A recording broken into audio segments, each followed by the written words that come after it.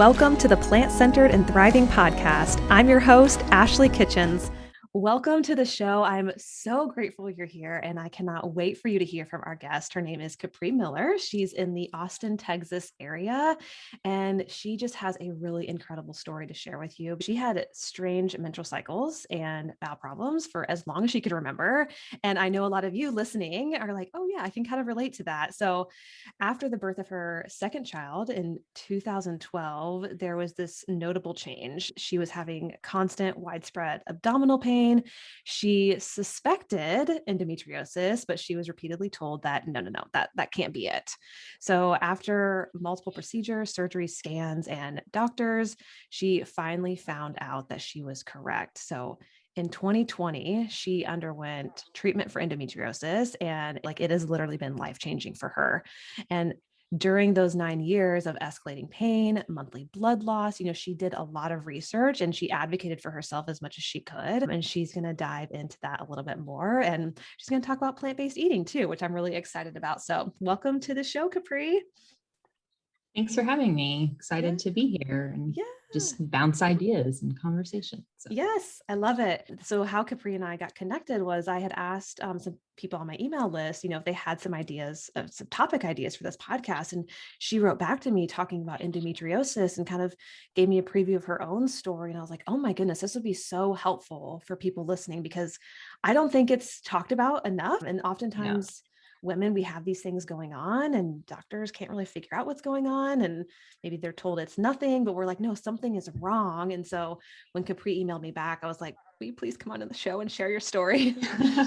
I feel like it's just kind of a universal thing when you have one of these illnesses that is not easily diagnosed, and it can affect so many of your other body symptoms because of the inflammation that it creates. There aren't a lot of doctors that specialize in these very particular type of things. And so unless you stumble upon one, you kind of just have to do your own research and find your own path and find maybe other people that have experienced what you've gone through. And so that's kind of what I did. And finally, I found this group on Facebook that is all about endometriosis and connecting people with doctors that they've vetted and verified they know what they're doing. And I found a doctor through that and was able to get in, which was crazy considering the COVID pandemic. Oh, yes. Yeah, because it was 2020.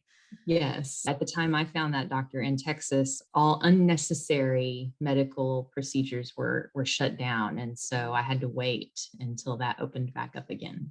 You really do have to advocate for yourself and you have to do a lot of research, which can be daunting, because I don't have like even your background. I don't have any of that like information. I wasn't raised to think about healthy eating or to question your doctors or, that wasn't what we did when I was a kid.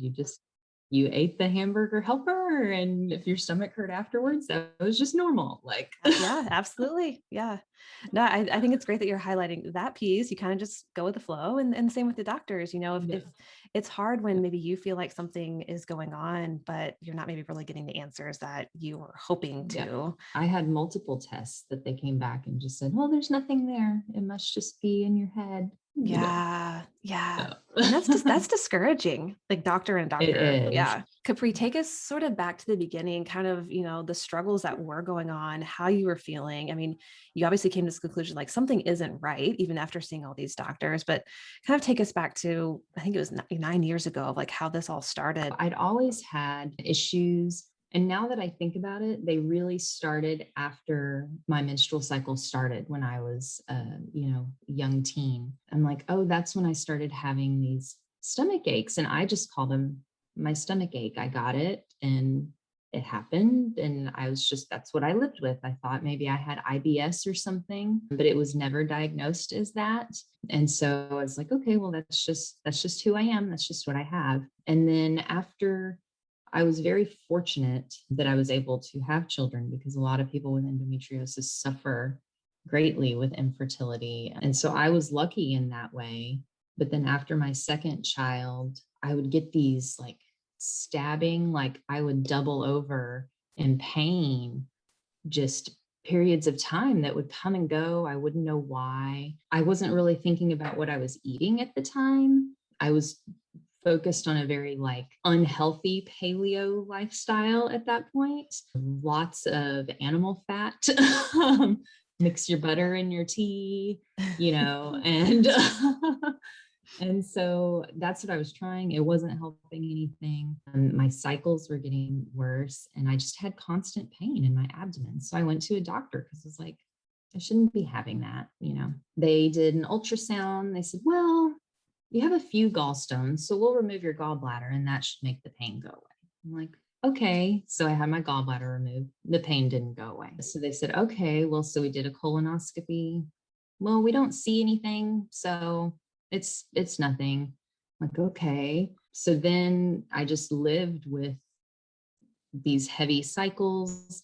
And my gynecologist said, well, why don't we just put you on birth control? And I was like, I don't want to go on birth control because, and I know other people have different ideas, but I feel like that's really bad and can mess up your natural hormones. And so I didn't want to do that. So I was like, I'll just suffer through. If that's my only option, I'll just suffer through. So I lived with my heating pad and my ibuprofen. Oh my and, gosh. if we didn't have to leave the house, I would just stay in bed with a heating pad and take warm baths.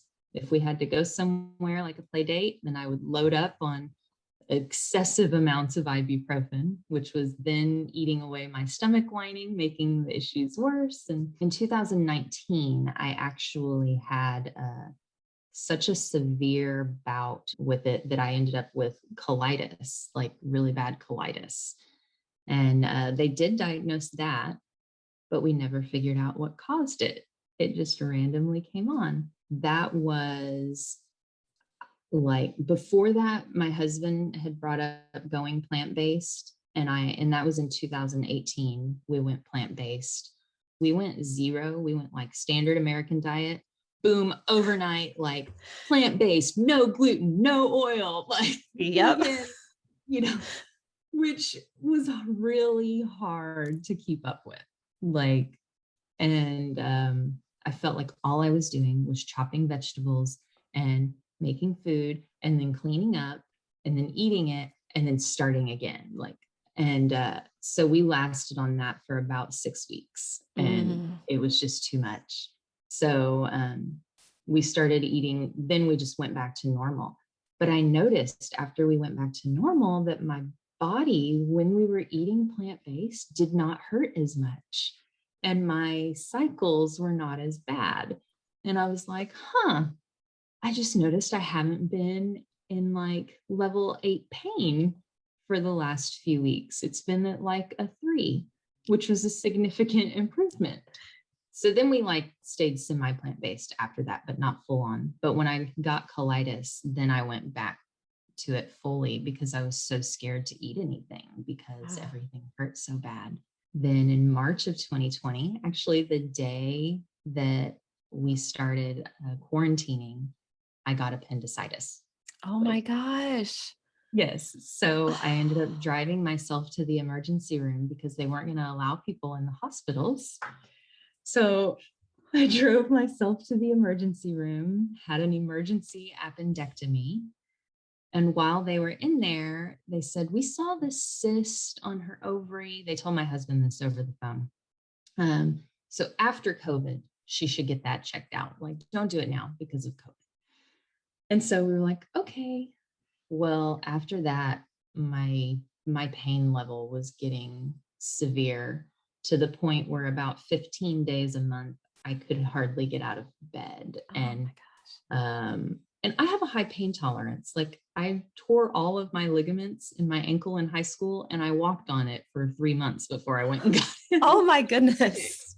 So I have a high pain tolerance, and this was pain where I almost passed out. I was vomiting.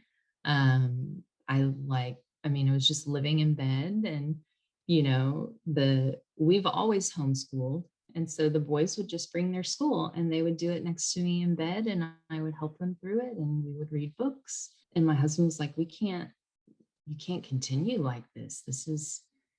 And so I pushed and went to the doctor, my regular gynecologist.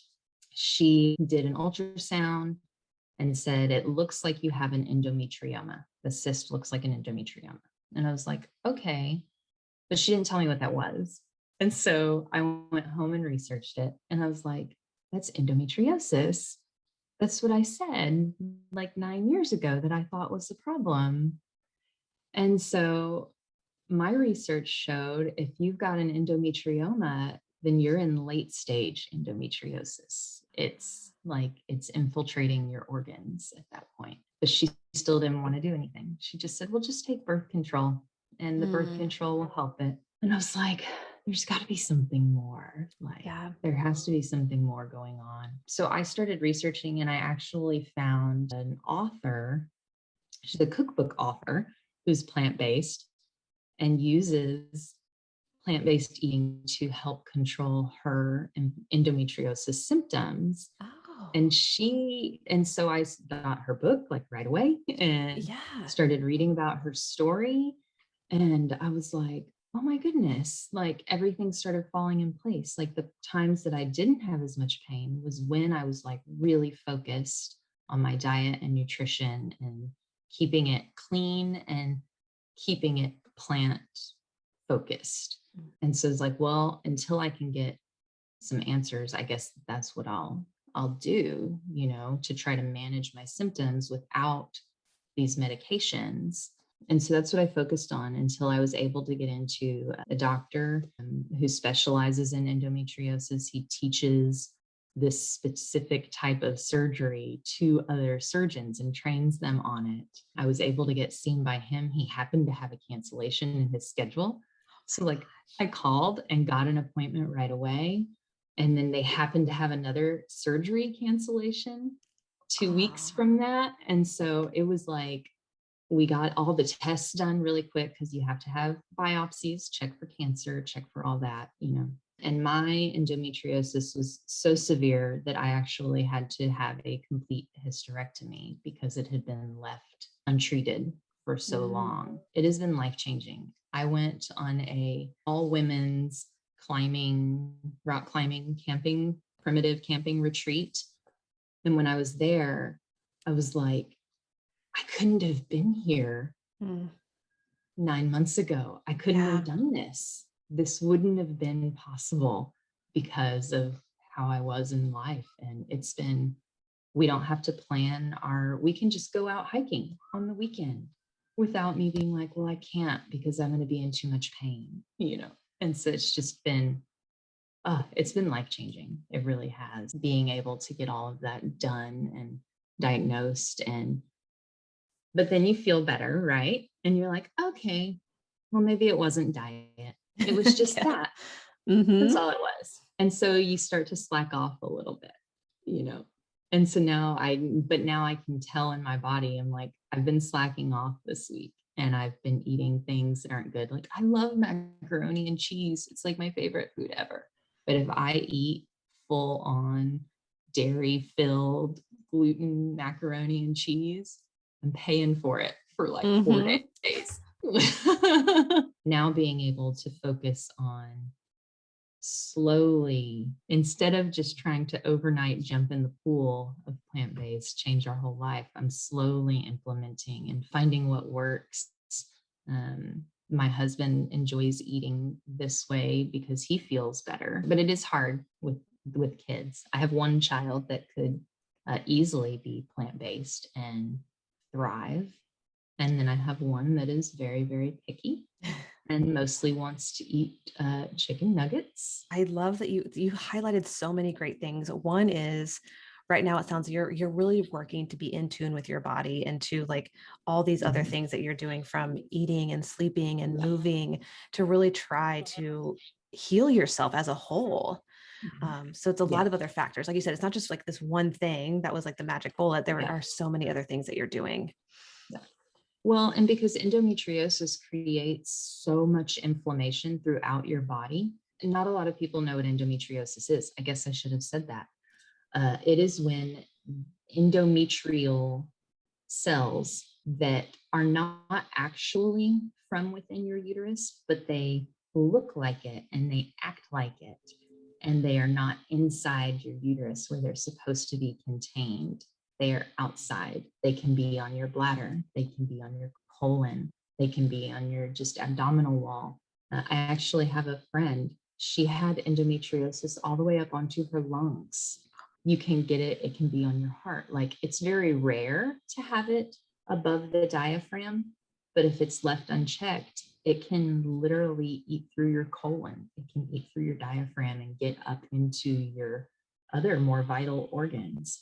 And so that's why it's important to fight and look, because there's only one way to diagnose it, and that is with exploratory laparoscopic surgery to identify it. But there are a lot of symptoms. And when I finally got in with my doctor, my surgeon, he listed all these things. He asked me all these questions, and I was like, well, yes, I do have that. He goes, that's an endometriosis symptom. He's like, on its own, it wouldn't necessarily be, but coupled with everything else that you have, it all goes together.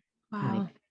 you've been dealing with this since you were a teenager and you just didn't know. So it's important to ask yourself those questions. And when I really stopped and started thinking about it, I was like, okay, since this pain really took hold 9 years ago, I've had up teen doctor's appointments. I've had ultrasounds every year. I've had 2 colonoscopies, 2 endoscopies, 2 organs removed. And it all stemmed from this one problem. Yeah. Yeah. And when you really start, I mean, that doesn't even count the MRIs, the CTs, like, and you really start to add that up, that's a big medical expense. And if this had been taken care of, none of that other medical expense would have been there, Yeah. And we were fortunate. We have health insurance that really paid the bulk of it. But just the fact, it's just a lot when you Yeah. start adding it up. Absolutely. Yeah, it was a lot for your body to undergo. And like you Yeah. said even earlier on, like, yes, this had a profound impact on you, your health, your quality of life, but too, it was obviously affecting your family as well. I mean, you talking about being in bed and homeschooling your kids, they had to kind of come to you. And I'm Yeah. sure with your husband too, relationship with him, like that has a really Yeah. profound impact. Just being in pain and chronic pain, creates the stress in your body, which then raises your cortisol levels, which then causes more inflammation. And it makes you not very nice to be around sometimes. Yeah. You know? Yes. Yeah. Absolutely. So you obviously are doing such a great job of being in tune with your body, and you really advocated for yourself, which I think is great, especially for the person listening who can relate to your story. A big part was advocating and kind of going above and beyond. I mean, you were connected with this group, this Facebook group, and that's kind of how you got connected with these doctors too, right? Mhm. Originally, when I connected on this group, so it's Nancy's Nook, and they are worldwide. They find specialists all over the world, and it's a woman that was a nurse who dealt with endometriosis for like 25 years before finding relief, and so she just wanted to help these other patients that she was seeing, these other people, these other women experience this, and she wanted them to be able to find relief with good quality doctors. So now they actually have a web page where women can go and like get information and find doctors and just learn more about how their condition could be affecting their body and Yeah, their mental health. So, absolutely. Yeah. And will you repeat that just so everyone listening can go check it yeah, out? it's Nancy's Nook. Okay. Yeah. Nancy's Nook. I think that's great. Yeah. For anyone who can kind of relate to this or wants to even do a little bit more research themselves, it sounds like that's a really great resource. You feel so alone because when your doctor keeps telling you, oh, it's nothing, you just need to take some medicine, you'll be fine.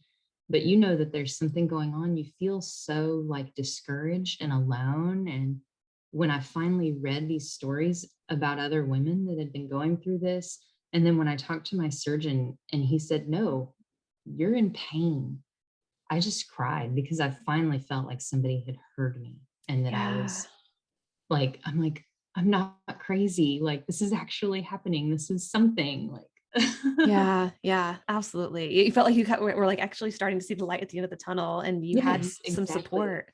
Yeah. Exactly. Yeah. Oh, that's so amazing. And two, one thing that we know about plant-based eating is that it can be really helpful when it comes to inflammation. I didn't realize that it created the inflammation throughout your body. And having researched, my husband was actually the first one that looked into plant-based eating. And he said, I think this is something we need to look into and we need to discuss. And so I said, okay. And so we found a few documentaries, like most people. And we were like, that all makes so much sense. Like, it just makes sense. And then we read a few books and just really were inspired by how it could transform your health. Well, so you had mentioned it a little bit ago, but your family is for the most part plant-based, but I know that like you said, your son is, a picky eater, which I think is good to highlight in that, he likes to eat chicken nuggets. But how do you sort of manage maybe the household not being 100% plant-based, kind of people having different preferences? So we've had to do that for a long time. My youngest son has the trifecta of food allergies: dairy, egg, and peanut. He has actually had an anaphylactic reaction to dairy, which is really uncommon. And so we've been like but he has to eat it. And so we would still have like cheese and stuff in the house. So I already knew about navigating like dairy-free and egg-free eating. But also, we wanted to make enchilada casserole. I would just make something separate for him. And so we kind of were used to that part of it. But when we decided to try to go more plant-based, we kind of instituted you have to try it. Like, you have to try, give it a good solid effort. And if you don't like it, that's okay. But the next time we have it, I want you to try it again. Because I was a picky eater as a kid. And I remember being forced, well, you're going to eat that whole plate of broccoli or you're not going to go play. Yep. And so I boycotted broccoli until I was like 35, So that doesn't make sense to me. So we just say, just try it, And I will say he will eat almost any fruit that you put in front of him, which I did not do as a kid. He'll try any vegetable. He will give it a good, solid try. And he's found a few that he really likes. And so we have those with every meal, along with something new. And it's funny because kids have different texture things too, just like we do. Like, so he doesn't like cooked carrots, but he likes raw carrots. That's fine. Eat raw carrots. You have to have fruit and vegetable at every single meal and every single snack. If you want to eat a granola bar for your snack, that's fine. Go grab some strawberries, go get a banana. Something has to go with it that is a fruit or a vegetable. You can choose what that fruit or vegetable is. That's where you get your choice to own what you're eating. You choose it. We're not trying to like raise really good kids. We're trying to raise good adults. And good adults need to know how to make good choices. And you have to practice making choices. So kind of with, your entire story, which I just really appreciate you taking the time to share it with everybody, but what are maybe just some highlights or some takeaways what are maybe some things that you would recommend just to advocate for yourself and do a little bit more research to kind of, just take those first few steps? First of all, I would say, your body, what's different. And if something feels off, then more than likely something's off. Don't just take somebody else's word for it that there's nothing wrong. It's not fun, but you have to put in the legwork. And sadly, our health care is they're overwhelmed. Our doctors are overwhelmed and they can't always take the time that they want to. It's not their fault. It just is what it is. And so you kind of have to be the one because it's the most important to you. It's the most important to your family. And so you have to be the one to push and say, this is what's going on. These are some things that I've read about. Is there somewhere to go? And if you really feel like your doctor is not listening to you, then you need to just find a new doctor, just to trust your own voice. That's what it comes down to. Think about it. If it was your partner or your child or your parent, how would you push to get them the help that they needed? And why don't we do that for ourselves? Ooh, yeah. Ooh, I got chills when you said that because I think, especially for a mom, I think that really puts it into perspective of like, if your kids, if they were going through this, you wouldn't stop. You would fight until you found answers. Yeah. Thank you for sharing that. I think that really just sums it up so beautifully. And just, we'll put this in the show notes, but what was the website that you also mentioned? Oh yeah, I'll send it to you. So it's Okay. Nancy's Nook, and Nancy's Nook. yeah, and I'll send that to you. It's a great endometriosis resource. Awesome. Well, thank you so much Yeah, for being here, Capri, and sharing your yeah. story. I really Thank you appreciate for it. having me. Yeah. I've been watching you on Instagram for so many years now. It's been fun. Like since we first looked at plant-based in Oh, 2018. Yeah, I sure have followed. awesome. Well, thank you again for being here. And again, just for sharing your Thank story. It was you. very valuable. Yeah, thank you. I appreciate your time too. Yep. All right. We'll talk to you later. Bye. Until next time, keep thriving.